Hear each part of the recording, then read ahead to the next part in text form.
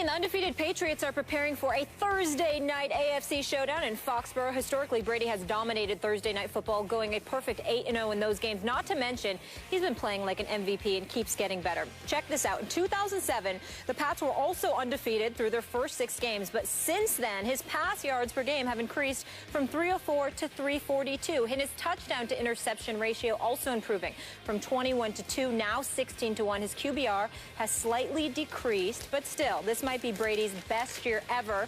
We asked you guys to answer that on Twitter, and here are your results. Over 60% say yes, it is.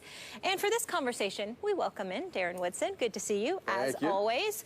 Do you agree with the fans here? Is this Brady's best season ever? Because he's had some pretty good ones. He's had some great ones in 2007. You just talked about it in 07. I don't know if you can get better than 07. Right. You know, you had Randy Moss on the outside, throws for 50 touchdown passes, 4,860 yards. That was the best, in my opinion, in my time of watching football, was the greatest offense I'd ever seen. I mean, coming to town, they were going to put up points, and you know it. Now, you played against Brady. I played in Foxborough. In which year? Had to be 02. Okay, I got it. Had to be 02 in that time. Super Bowl years, those years. Yeah, and they were strong then as well. And that's what you like about Brady. Brady has not changed. And we've always tried to discount what he's done in the past. And it seems like, you know, now I'm looking at this situation this year. I think this is his greatest work. I honestly do, because in 07 he had guys like Randy Moss on the outside, and he had some playmakers that can make plays for him. Right now, Gronk is the only big name on that offense. Yeah. You talk, you know, Julian Edelman, as much as I love him and what he's doing, that's all good. Danny Amendola, these guys, could they play on other? Brandon LaFell, who can't catch a ball half the time on the outside, could they do these certain things on other teams? And I just don't see it. And Brady makes them better. And again, you just go back to 07. Jabbar Gaffney was at that time probably the only guy who, after he left, had some success in Denver and in Washington. Other than that, Dante Stallworth fell off the cliff. Randy Moss fell off the cliff. I mean, you see so many. Wes Welker, what ended up happening with him? There's so many guys that Brady made better in their time, and this year is no different. Stephen A.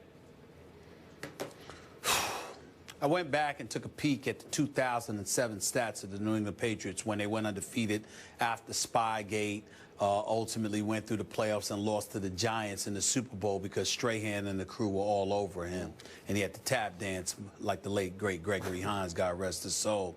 But, you know, before that, looking at his numbers, 50 touchdowns, just 8 interceptions, QBR of 84, 68% completion percentage, nearly 5,000 yards, 48 and change to be exact. Brady's on pace to throw less than the 8 interceptions. I don't know if he's on pace. I don't think he's on pace, rather, to throw 50 touchdowns. No. But I do believe that the numbers are relatively similar.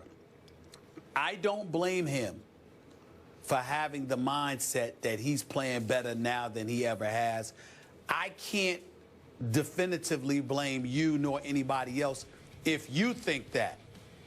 But it was just something special back then about Brady to Randy Moss to Wes Welker. It was something special. I mean, Lawrence Maroney was your quarterback. But I just looked at it, Skip, and running back. He was a running back. He was a running back for them. In all honesty, guys, and Molly, here's why I think back to 2007. It's one moment that I'll never forget about Brady as long as I live. They had Randy Moss on a fly pattern, if I remember correctly, Darren, and they missed it against the Giants in a final regular season game.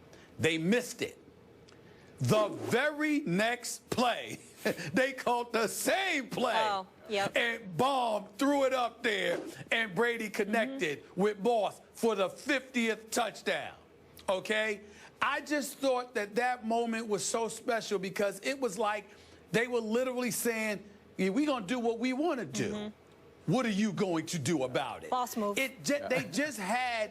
This year, they seem to be on this mission where it's all about the Deflategate and, you know, proving you wrong and all that other stuff. Before, you had Spygate, But remember, that was legitimate. They could use it as a motivational tool all they wanted to. But what was undeniable was that it was legitimate because it was Spygate. You're spying and you're not supposed to be doing that, and, you know, all of this other stuff. And Lord knows how many tapes the commissioner's office had and all of this other stuff. But they just went out on the field and said, we're going to show you we're better. That's entirely different than being out there now, being ticked off and basically taking it out on everybody because you have a superior system with superior personnel, a superior coach, et cetera, et cetera. Back in 2007, it was like, we're bad boys, and we're going to come out here and we're going to show you how bad we are. It was a different mystique about them back in 2007. And I loved it more than I love this, although I respect both immensely. Okay, did you love it more in 07 because Brady was throwing to a man who caught 23 touchdowns from him named Randy Moss, who was the greatest deep threat in pro football history? Well, that obviously has something to do with it, Skip, because it's the show. It's the show. Like, for example, when I watch Brady, I marveled at his performance last week, but it was, to me, Skip, you can appreciate this. Darren, you can appreciate this. It was a Kenny Stabler kind of performance to me last week. You know what I mean? Just picking you apart, you know, systematically marching you downfield and just making one throw after another and just demoralizing you. In the case of Randy Moss, he was a show in and of himself. But he's still, as great as he was, he still wasn't Tom Brady. And it was just something special about watching that team that year. It's beautiful now, but it was really special in 2007. It was some special moments up in there, man. It really was. By the way, Kenny Stabler could throw it to the other team on occasion, like a lot of times. But remember, Tom Brady this year has so far 12 touchdowns to one of the worst luck interceptions in the history of interceptions, where it's basically a catch by Edelman that gets bobbled into a pick six. Yeah. Okay, so in 2007 through 6 games, he had 21 touchdowns, so 21-2. Now he's 16-1, which should be 16-0. I believe, going back to this past Super Bowl, Tom Brady has played the greatest quarterback of his career, including the Super Bowl.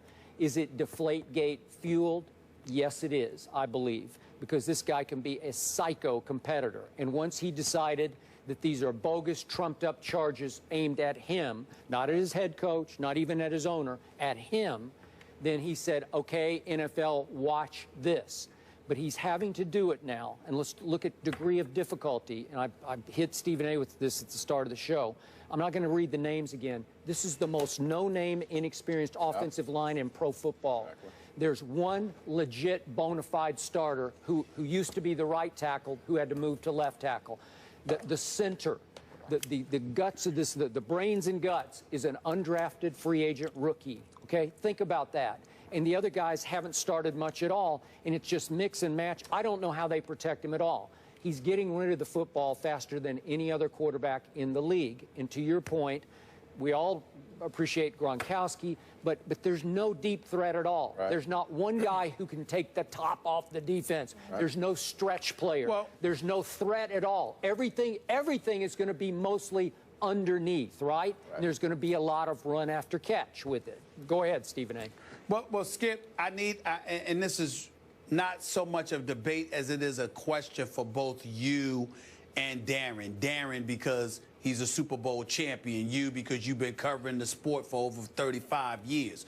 I will defer to y'all when I ask this question.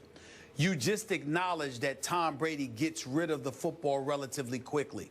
And because he's so skilled at doing so, and New England's so skilled at their short precision passing offense, isn't it plausible that when you keep bringing up the offensive line, that, dare I say, it's not that big of a deal because you can't send the house to Tom Brady because you constantly have to look for the little dip and dunk play here or there. Look at what happened with Rob Gronkowski and that touchdown last year when the Patriots gave up the blitz on the left side from the New York Jets. They didn't even block them because Tom Brady knew that that would leave Rob Gronkowski wide open. It was a play that they had manufactured during the game because they saw what the Jets were doing and they had that kind of switch up going on. I'm saying if you can't send the house at him because he's getting rid of the ball so quickly, then why make such a big deal I think about that's the offensive line that he's working with? You know, I think that really speaks to his brilliance. I really do. I mean, exactly what you just said. It speaks to his brilliance because of this. When you have that open field, and they like to throw the ball, they're not going to run the ball consistently. They're going to throw the ball. They run the ball last week 5 times. Yeah, they just gave it up. Yeah. He is finding the mismatch that he wants to find. And he's seeing the entire defense. So when the defense gets lined up, he's finding he knows what defense they're in. And this is what speaks to the brilliance as a quarterback. You have to make a quick second decision. That decision has to come in and out, and the ball has to be out of your hands because you know that your offensive line can't protect. Yeah. So find the mismatch, go at that mismatch. Brady has been perfection. You just look at everyone else around the league. I looked at Matt Castle last week with my Dallas Cowboys. Yeah. There's mismatches, there's one-on-ones, but he can't find a one-on-one, nor can he pull the trigger to make the decision.